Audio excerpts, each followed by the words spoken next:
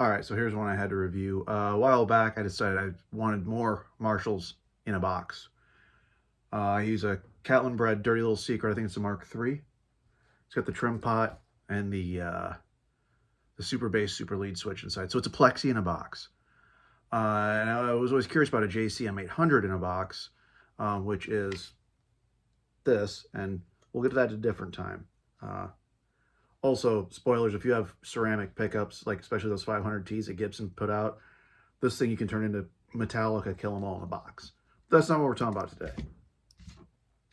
We're talking about a Charlie Brown, and I believe it's version 3, because we're currently on version 4.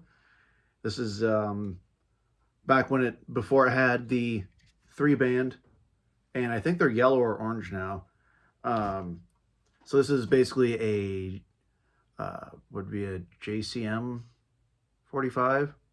So there, I can't keep track all the Marshall names. But yeah, we'll take a look under the skirts and then we'll give her a play. I really enjoy this thing. It's about 10 years old if I remember right. We'll look at the serial number inside of it. But yeah, it's nice. It's lower gain. I think of it more as like a blues breaker to me in a box. But apparently I'm wrong, and that's like a sweet tea or some shit. So let's take a look. All right, so there's our innards. It is indeed a Charlie Brown version 3, made on my birthday a lot of years ago, back in 2015. You can see the insides of it. Pretty clean. And then whoever's initials this are, someone probably knows who that is. I know a lot of people are into these JHSs, so someone probably knows who that is that did the final assembly on it. But yeah, it's a clean build on the inside, I'd say. And just for reference, we are back with our Silvertone Dan Electro made model 1471 from, I believe, 1963. Tone, wide open throttle, and volume's somewhere around 4. Power that beast up.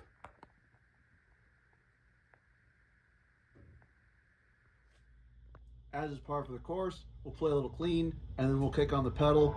Of course, we have our Gibson SG61 standard.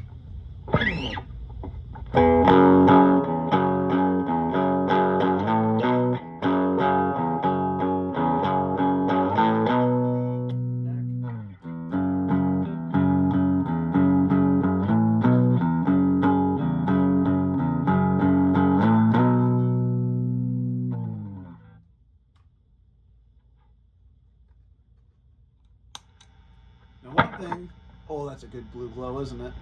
Irradiated. One thing I noticed right away is the tone on this is slightly backwards. So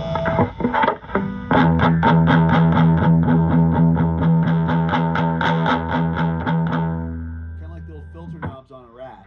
And then also, your presence really affects how this sounds.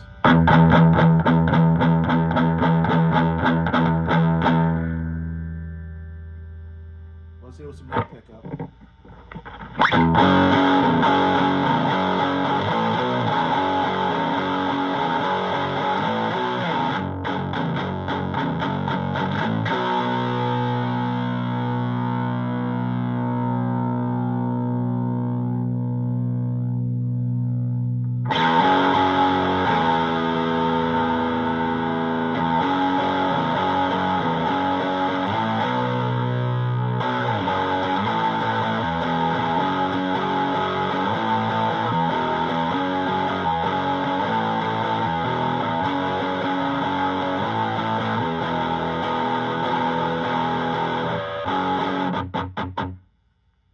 Try the neck on that now.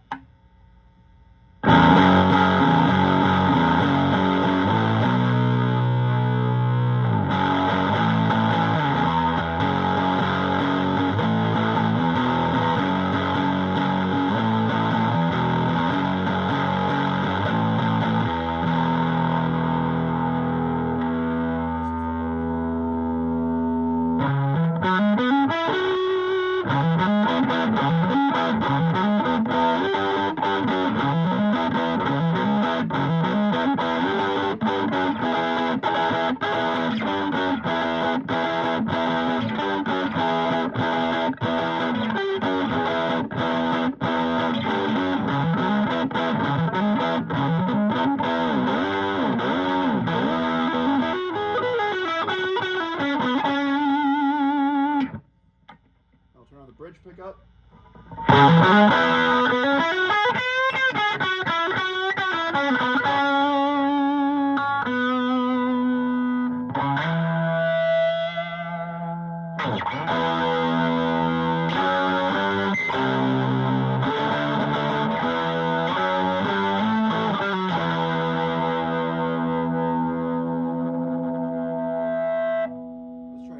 Stratocaster time. So you have no idea how many takes I've done of this. Here we are on the bridge pickup. Down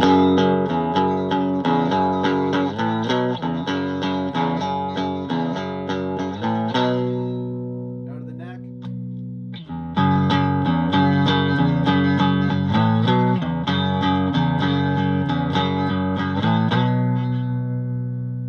And then of course my favorite, neck and middle.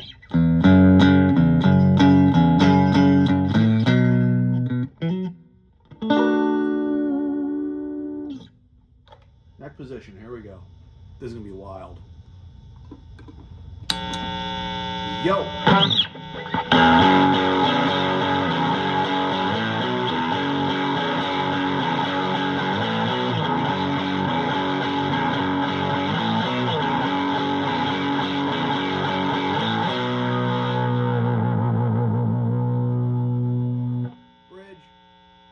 Neck.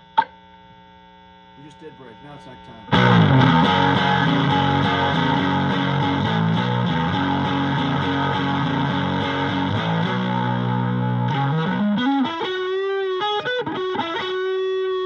Then my favorite, bridge and middle. Or sorry, neck and middle.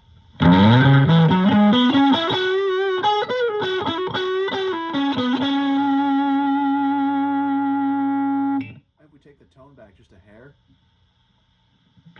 Oh yeah, the other way, it's the opposite.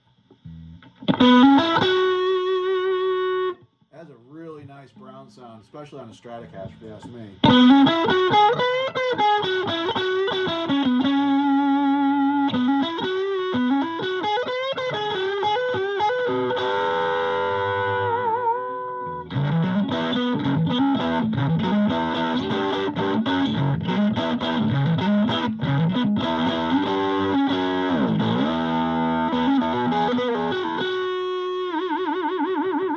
Now, I know there's a demographic of you out there with your twin reverbs.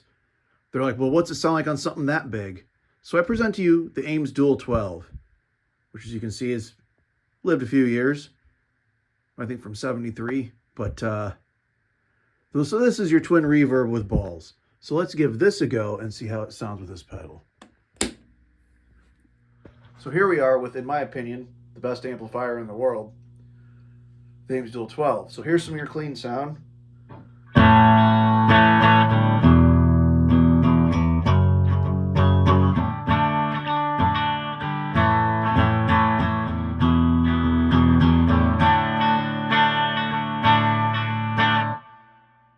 Neck.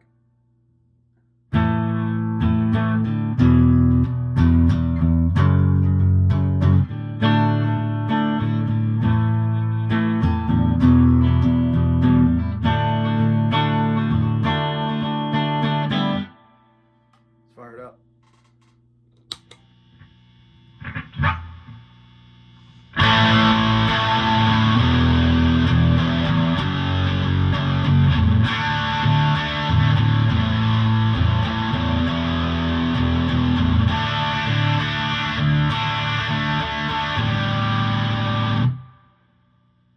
That was bridge, let's do neck.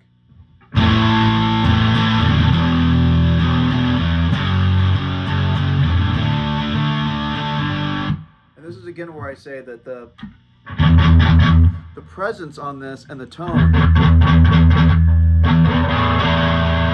very much play a difference in what effect and how this pedal sounds. So like we can go to like that's a little too thin, so roll the knob, roll the tone back up to dead noon, about 9 o'clock on our presence.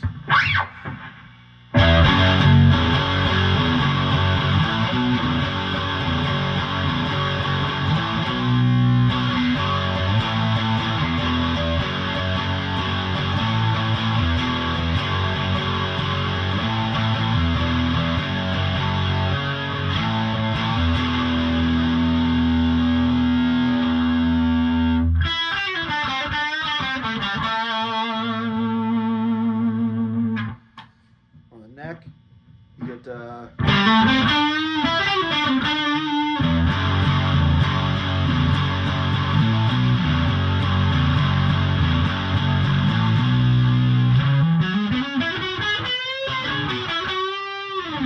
really like that, especially with some delay. You can get a really nice bluesy sound out of this thing. But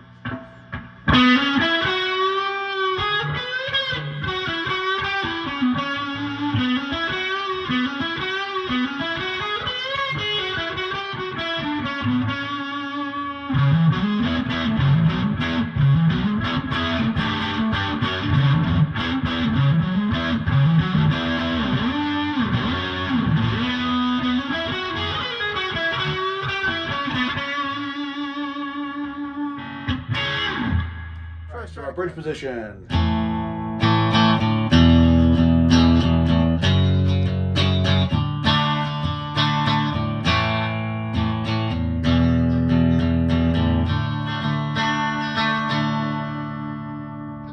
To the neck.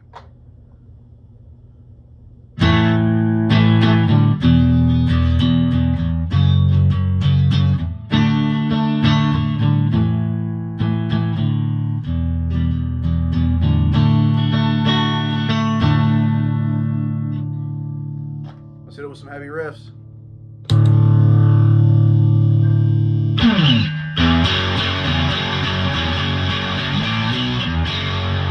Now here's a situation where, again, this tone knob, you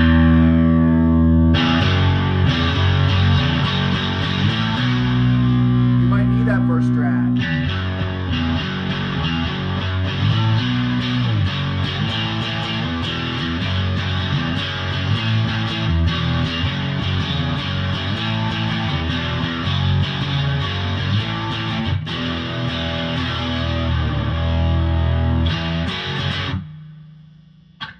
We'll go up to our neck.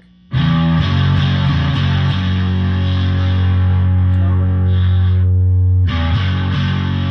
You can really feel that tone really changes your feel on the strat.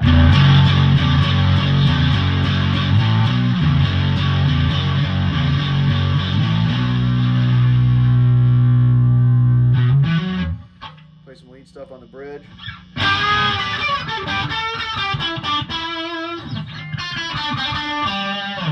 Versus the neck.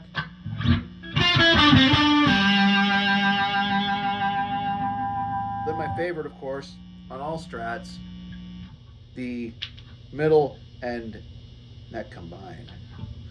And I'm going to throw in some reverb on this. We have some spring reverb in this amp.